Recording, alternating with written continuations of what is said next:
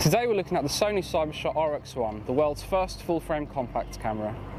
The camera has a full-frame sensor which is 24.3 megapixels. It's the same sensor that's used in the Alpha 99, which was launched alongside the RX1, and it gives you an ISO range of ISO 100 to 25600.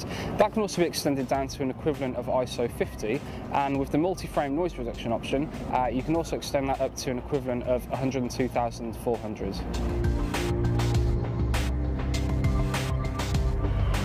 In front of the sensor there's a 35mm lens with an f2 aperture and also T-star coatings to help with light transmission and to reduce aberrations. The camera's focusing system has 25 points on its multi-pattern setting, and there are also center point and flexible spot options. You can also set the camera for face tracking and for object tracking, and you can manually focus as well with a ring around the front of the lens. Full HD video is also on hand with 50p, 50i and 24p settings, and the camera also records stereo sound. You can also use external microphones to better the audio quality, and there's also an OSS function, which is an electronic version of Sony's Steady Shot functionality to help stabilise movies. Around the back there's a 3-inch LCD screen with Sony's White Magic technology.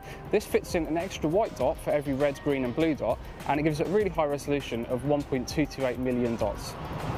At 2.5 frames per second, the camera's burst speed is a little bit slow, but you can boost this to 5 frames per second with the speed priority continuous mode.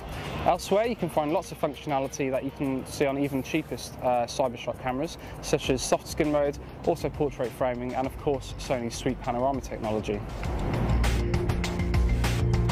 The camera has a sturdy magnesium alloy body, and the lens has got 3 rings around it, one to change the aperture, one for focusing, and also another for switching the camera down to its macro mode.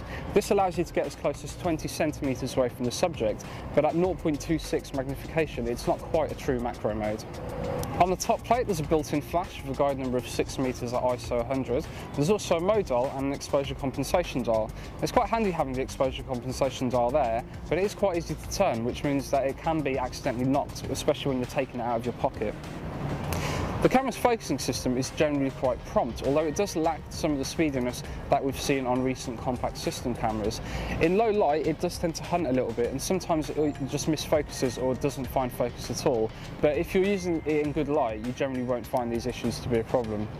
One thing that does let the camera down, however, is its battery life. Sony states that it's only good for 220 shots on a full charge, and you do notice this when you're out shooting. Although the camera's auto white balance system isn't faultless, it does a remarkable job under both natural light and artificial conditions. It sometimes comes unstuck under a mixture of the two, although even here it does a much better job than other cameras. In balanced conditions, the camera's metering system does a really good job to keep exposures balanced. When there's skies in the images, however, the camera does easily underexpose, so you might want to switch on the DRO auto option, which just brings these areas back up. The camera does a really good job to keep noise levels low throughout the range, and even at ISO 6400 there's far more detail in JPEG images than might be expected. The camera's noise reduction system also does a good job to keep this minimal while preserving details. For many reasons, the RX1 really is a fantastic camera to use. The build quality is solid and the image quality is really high, and it's really impressive to see so little noise at the higher end of the ISO scale. It's only really the battery life and sometimes the focusing systems, particularly in low light, which let it down a little bit. If you want to read the full review, head over to whatdigitalcamera.com.